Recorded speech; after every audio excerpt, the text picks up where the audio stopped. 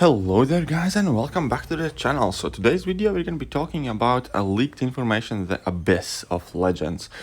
So basically it's going to be next variation of Realm of Legends or Labyrinth of Legends, so you can call it Realm of Legends 3 or Labyrinth of Legends 2 or however you want.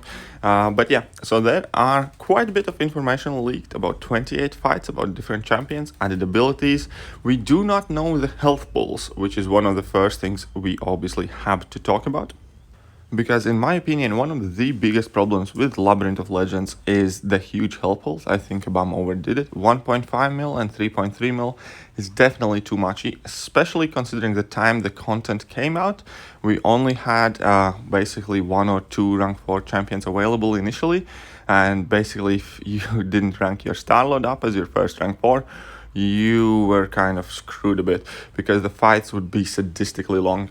So I hope Kabam has taken something away from it and they will reduce the health pools, or at least remain them at the same kind of like level they are in Labyrinth of Legends, because I think anything more would be kind of like a bit too much.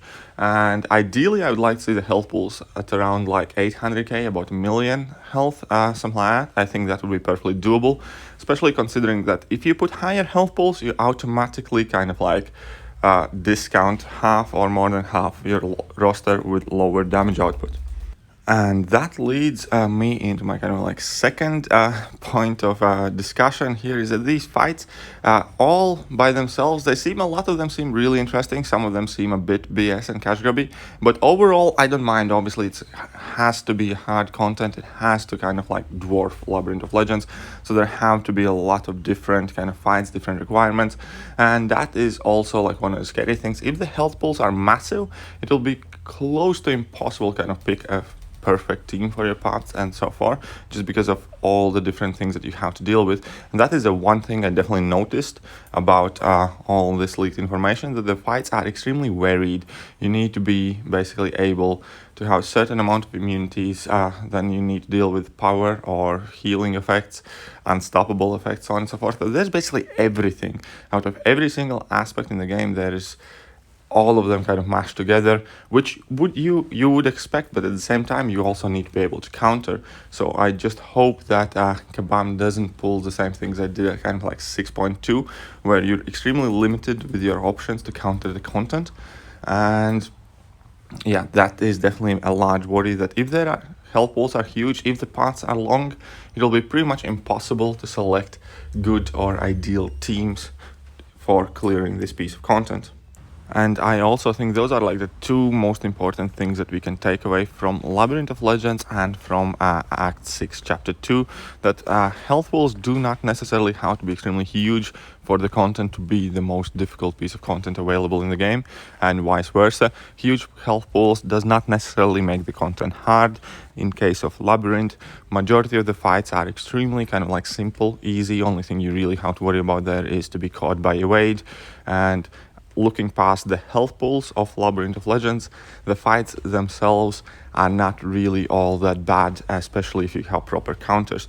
So I think Kabam hopefully does realize that and don't overshoot with their health pools. I know it's always cool to deal several million damage on an opponent or whatnot, but yeah, that is kind of like one of the biggest things I want to hope for, that Kabam has taken hindsight of a Labyrinth of Legends and Act 6.2, and when they are designing these fights they don't go overboard on the health pools, because I feel that is extremely important. Now, I will not be reading out all the fights, all the abilities, kind of potential counters. I will leave a link in video description where you guys can check up on the reading yourselves. But rather than doing that, especially because Kabam Mike has since posted on Twitter that this information is fairly old and outdated, and a lot of changes have been made to these fights. Some of them have been scrapped, some new have been added. So quite a lot of what you can see in this data mined information will not actually make its way into the contest. So yeah, take everything that's being said in this video or that piece of document that describes all the fights with a grain of salt, because there will be a lot of changes made to these fights. But overall, you can kind of group all of these fights in like 3-4 different sections. There will be fights that require you to have specific immunities. There will be fights that will essentially require you some sort of counter to unstoppable, and there will be fights that will require some sort of sense of power control, because a lot of those abilities will trigger with special attacks. And then there are other miscellaneous kind of things which are fairly specific. Some of them that would be like health gains and health reversals and that kind of things. So there will be a lot of different fights that will require a lot of different counters, which kind of brings me to the next point, that I think Abyss will be a lot more roster demanding as Labyrinth of Legends was.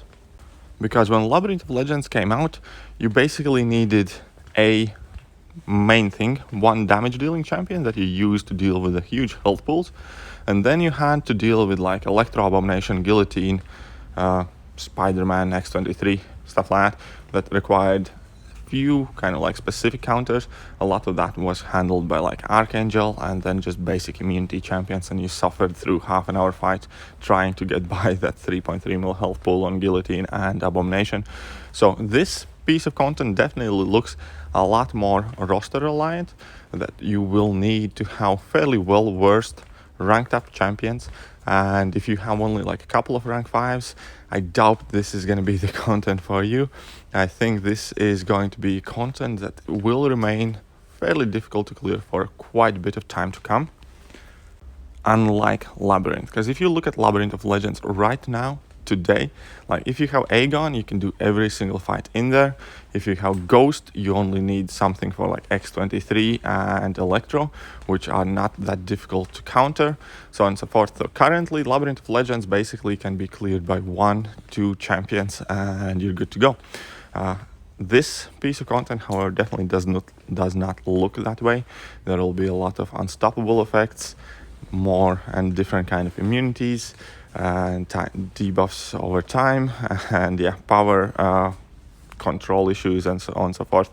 So yeah, definitely kind of be mindful of your roster while you are anticipating this Abyss of Legends. Try to make sure you are covering as much ground as humanly possible when it comes to dealing with unstoppable effects, when it comes to dealing with regeneration, power control, flat out damage, immunities. So you can immediately kind of start thinking where your roster has to go, like, and that is also what we're going to be discussing a bit later in the video. What are kind of my initial predictions, what will be my initial team when I'm going to go in and explore this. But first, let's speculate on the rewards for a while, because everybody likes talking about possible rewards. And so there we go. If we can draw any parallels from Labyrinth of Legends, then the first thing that comes in mind, when Labyrinth of Legends came out, vast majority of us could only have access to one rank 4 5-star champion, and that I feel is going to be a similar case right here. I feel that Abyss is a bit further than people think. I think it's not going to come out next month or in 2 months or in 3 months. I think it's going to come out thereabout at the time when Act 6 finishes, because that is when Labyrinth of Legends came out, when Act 5 kind of like finished, I believe, or Act 4, no wait, when Act 4 finished, yes, my bad, would jump through acts, but yeah, and then again, I think it will come out at the time when majority of the player base will have their first rank 3 6-star champion, and that is kind of very important, because that always made a Labyrinth so attractive initially, just because you could basically double the amount of highest rank possible in the game at that point, and that made it extremely important for all high-end alliances, just because you had all this prestige advantage, so on and so forth. And yes, so I believe that the total rewards of this Abyss will be 3 TF5 class catalysts, 1 for exploration, 1 for completion, 2 for exploration, and that it will actually come out thereabouts at the time when Act 6 finishes, or whatever time it is going to be when we are realistically able to rank up our first rank 3 6-star champion. And I'm saying it because it was exactly how it was with Labyrinth of Legends.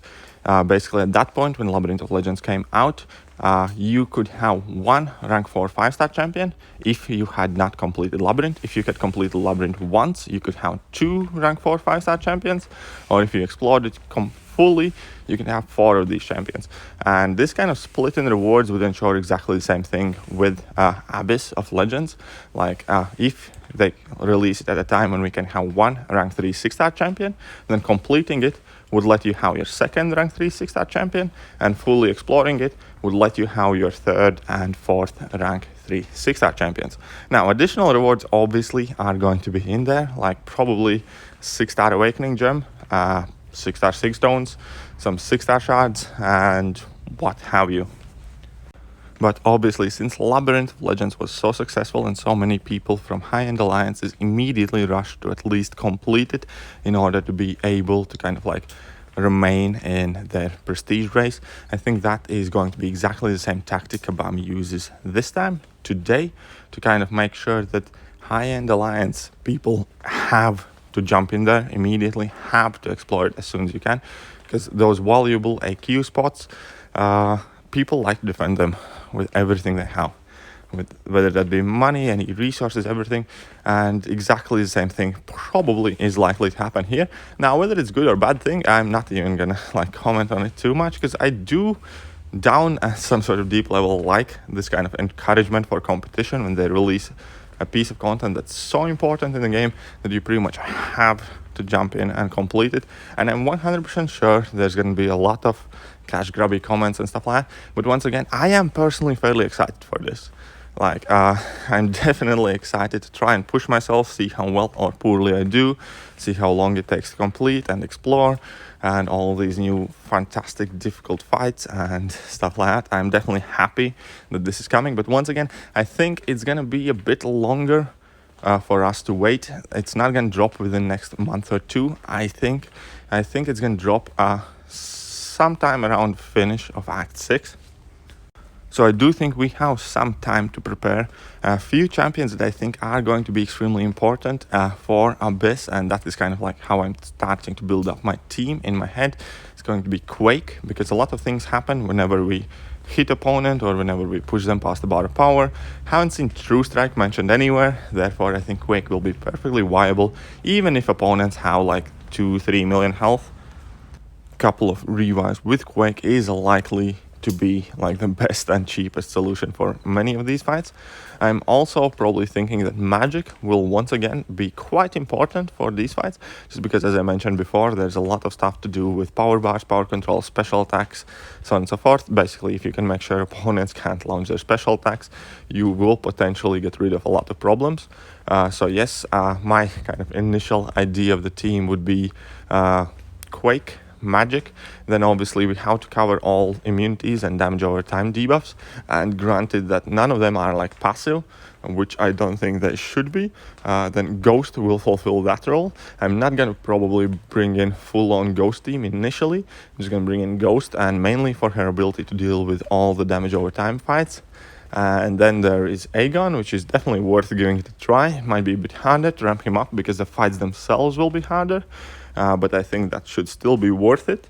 And last spot I haven't really figured out, might be like Nick Fury or something, but that is kind of like my initial thoughts about the things that I have to deal with. Perhaps last spot is going to go to something like Void or Human Torch or something, just to make sure that we can actually do some heal reversal, or potentially Spider-Gwen, because Spider-Gwen seems to be a 100% fantastic option to deal with that collector. So there's definitely a lot of speculating to be done on what champions will kind of like gain higher value in near future. But yeah, anyways, that will more or less do for today. I hope you guys enjoyed today's video. If you did, hit that like button, hit that sub button, hit that share button, share it with your alliance. Let me know what you think. What are your predictions? What do you expect? What will be your approach when it comes to dealing with this piece of content? But that is me done for today, and I'm gonna catch you guys soon. See ya.